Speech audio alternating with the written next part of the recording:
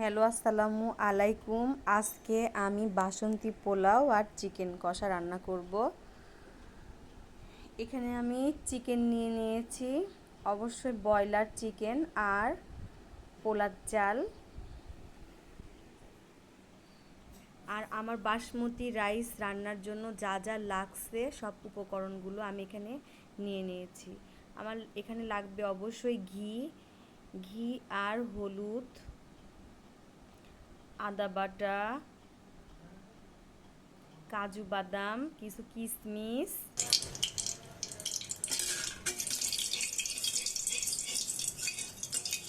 তেজপাতা, ছোট এলাচ, লবঙ্গ, দারচিনি। বাসন্তী পোলাও রান্না করতে অবশ্যই কিন্তু হলুদ লাগবে। আমি আগে খুব ভালো করে ঘিটা একটু জাল দিয়ে গরম করে নেব। ঘি জাল দিয়ে গরম করে ঠান্ডা করে নেব অবশ্যই।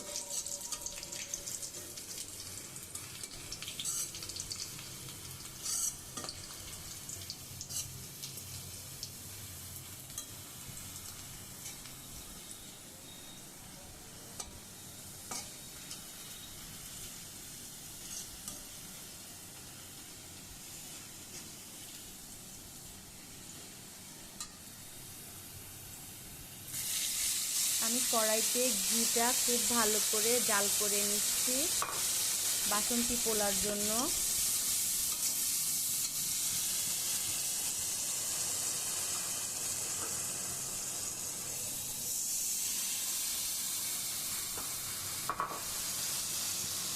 আর একটি কড়াতে আমি গোশের জন্য চিকেন কষানোর জন্য মশলা, তেলের ভেতরে লবঙ্গ, দারচিনি, ছোট এলাচ, বড় এলাচ, পেঁয়াজ কুচি দিয়ে ভালো করে নেড়ে চেড়ে মশলা দিয়ে সব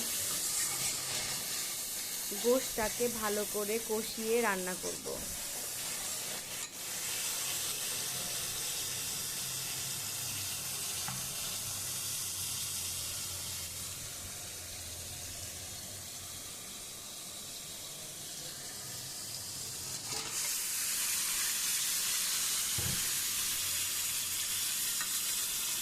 হলুদ গুঁড়া, ঝালের গুঁড়া, ধনিয়ার গুঁড়া, আমি সব গুঁড়া মশলাগুলো পানিতে গুলিয়ে নিয়েছিলাম।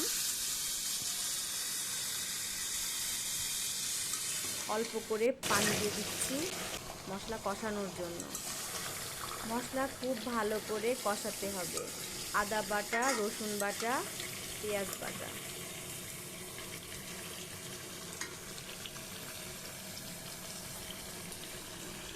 মশলায় তেল ওঠার পরে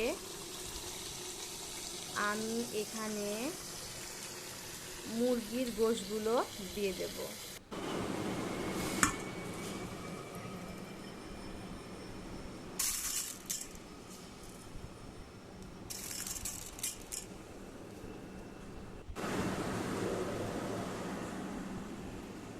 গোশ দেয়া হয়ে গেলে আমি খুব ভালো করে নেড়ে চেড়ে কষিয়ে নেব।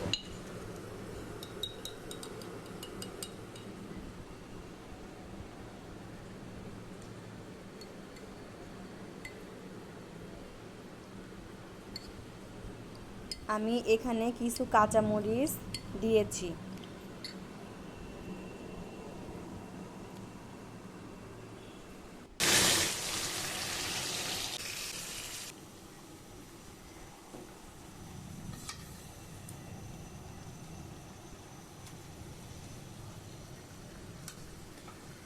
আমি আগে থেকে পোলার চালটা খুব ভালো করে ধুয়ে এরপর একটা প্লেটের মধ্যে চালটা রেস্টে রেখেছিলাম 10 থেকে 15 মিনিটের মতো।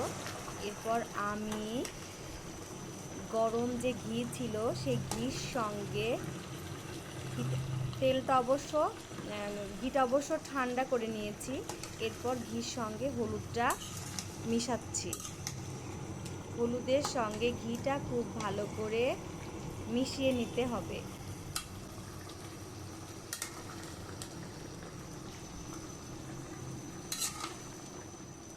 এদিকে আমার গোশ কষানো হয়ে গিয়েছে, আমি এখানে ঝোলের পানি অ্যাড করব।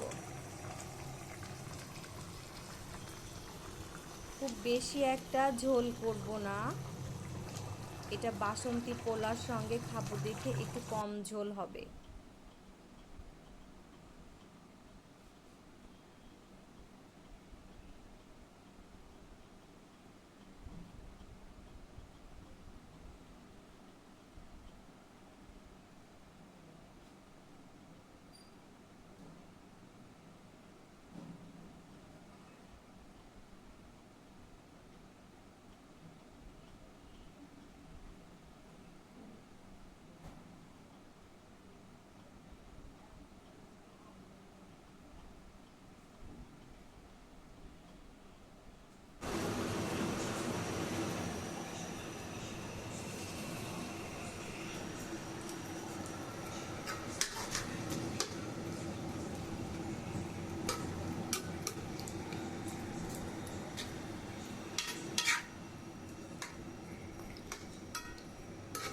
এদিকে আমি যে চালটা রেস্টে রেখেছিলাম ধুয়ে, এর সঙ্গে এখন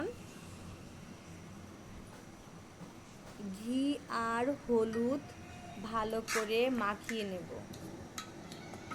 আমি যে ঘির সঙ্গে হলুদের মিশ্রণ করে রেখেছিলাম সেইটা ভালো করে মাখিয়ে নেব। দিয়ে দিচ্ছি আদা বাটা। আপনারা চাইলে একটু দারচিনির গুঁড়া এখানে দিতে পারবেন। আমি গোটা দারচিনি দেব, এই জন্য এখানে আর দিইনি।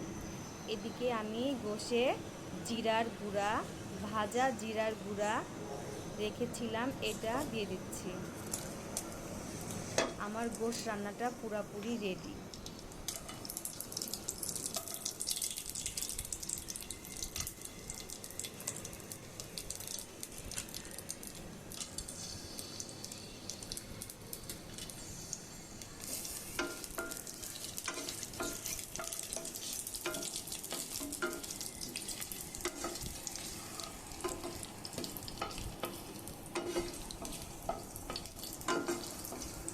আমি পোলার চালটাকে খুব ভালো করে মাখিয়ে নিয়েছি হলুদের গুঁড়া আর আদা বাটা আর ঘি দিয়ে।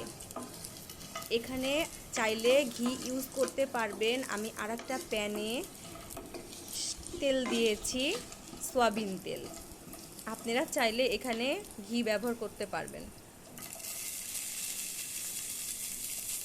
দিয়ে দিচ্ছি তেজপাতা,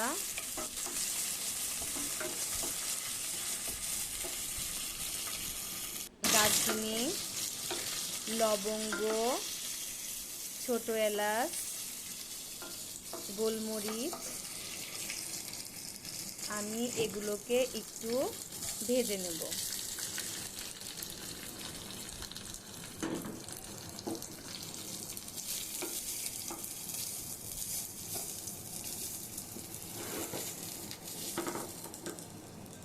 এরপর আমি দিয়েছি কাজু বাদাম।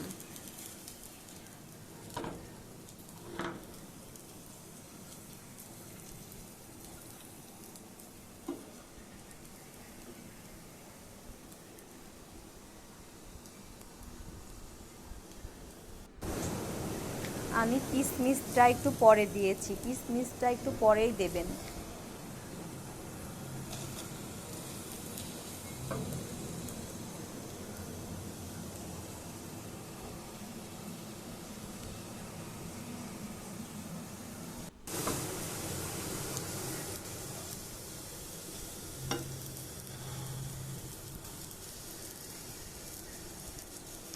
চাল দিয়ে খুব ভালো করে নেড়ে চেড়ে ভেজে নেব।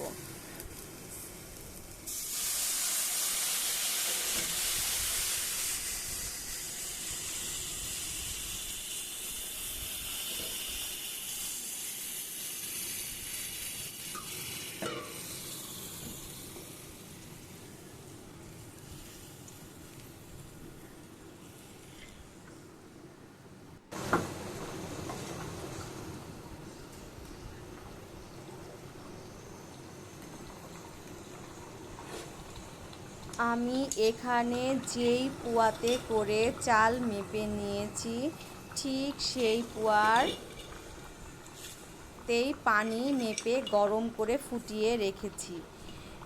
আমি এখানে 3 পোয়া চাল নিয়েছি, যেই পোয়াতে করে ঠিক সেই পোয়ার মানে সেই পটটাতেই আবার 6 পট পানি, তার সঙ্গে আমি একটু বেশি পানি দিয়েছিলাম, 7 পট পানি খুব ভালো করে ফুটিয়ে নিয়েছি।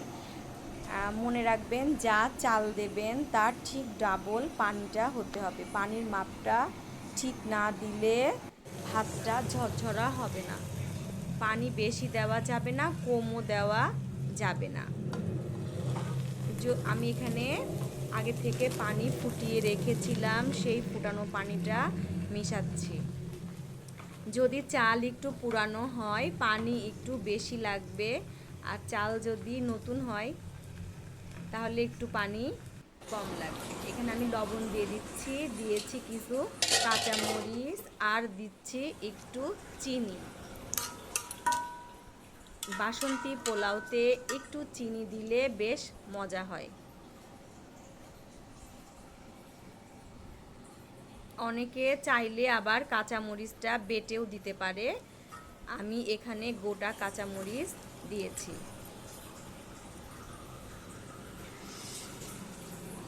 এরপর আমি যে পাত্রে ভাতটার জন্য বসিয়েছি সেটার উপরে একটা ফাঁকা ছিল, সেটা আমি একটা লবঙ্গ দিয়ে বন্ধ করে রেখেছিলাম।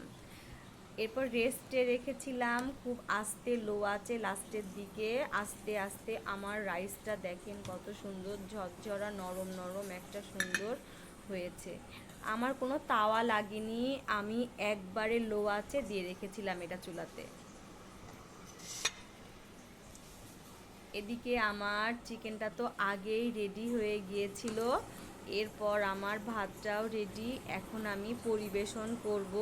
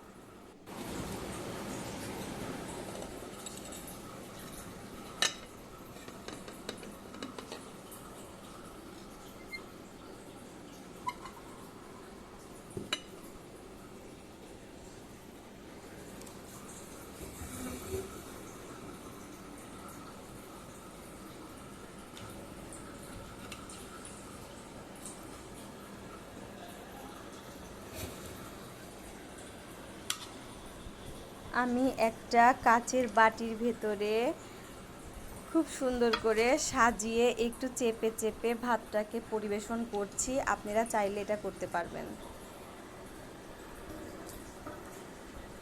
আমি আগে একটা কাঁচামরিচ দিয়েছিলাম, এরপরে কিছু কাজু বাদাম দিয়েছি, দেখতে উপর থেকে সুন্দর দেখা যায়।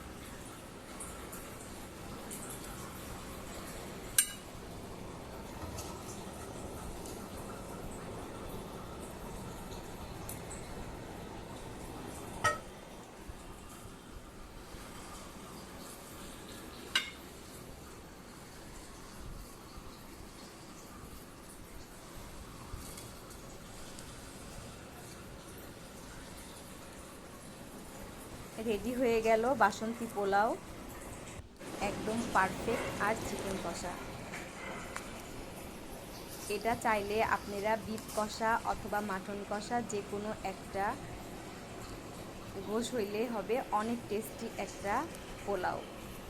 প্লেন পোলাও বিরিয়ানি তো আমরা সবসময় খাই, আর বাসন্তী পোলাওটা একদম একটা অন্যরকম একটা টেস্টি খাবার।